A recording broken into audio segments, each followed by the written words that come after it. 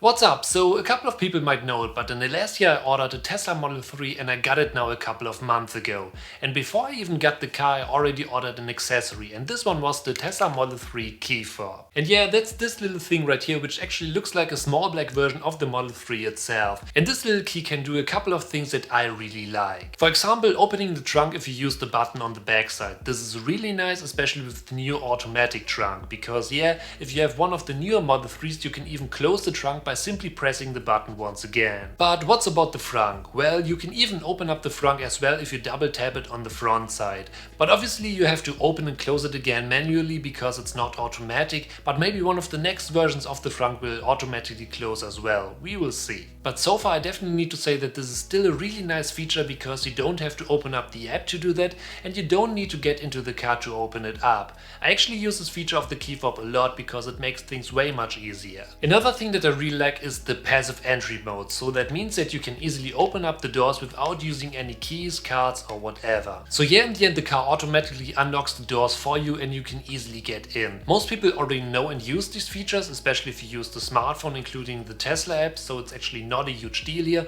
but still it is in my opinion so great because you never have to worry about all these things anymore. You just need to have the key fob in your pocket to get in and that's it. But in case if you want to unlock the car manually using the key fob, you can easily use the button on the top side of the car as well to get that done. And if you click that once again, you can even lock the car too. So especially if you don't want to use the passive entry mode of your Model 3, you can easily use the key fob as your main key to do that simple and fast. But I definitely need to say that I mostly use the passive entry mode because it's way simpler. However, it's still a really nice feature, especially if you want or even need to lock your car manually. But now let's move on to another feature, and another thing that you can do while the car is unlocked is to simply press the button for the trunk for a couple of seconds. In this case now it will open up the charging port of your car as well. Sadly you can close it again with that button, that would be super nice, but it will automatically close after a couple of seconds or if you lock the car again. But yeah, in the end these are the most common features of the Tesla key fob, and exactly that's why I bought it. Obviously you can easily use the app as well to do all kind of things and even more things, so don't expect any crazy features here. But especially if I want to open up the frunk to put some stuff in it, for example, I don't want to pick up my phone and to start the app to open it up,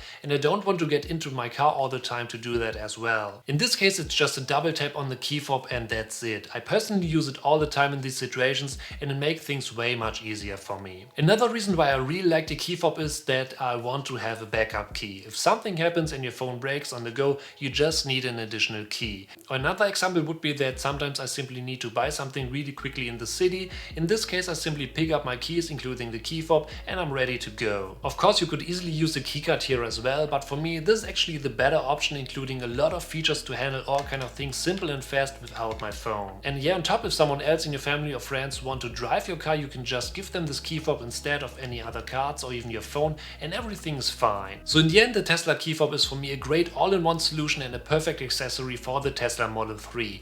And yes, that's why I can highly recommend to buy it. But for everyone who mostly uses the app, and if you say you don't need to have an additional key because of the key cards, you can easily avoid the key fob because you already have everything that you need at home. But yeah, these are my thoughts about the Tesla key fob. So thank you for watching, I hope you enjoyed this video, and if you're new, don't forget to smash that subscribe button to stay updated for upcoming videos, and I'll see you in the next video.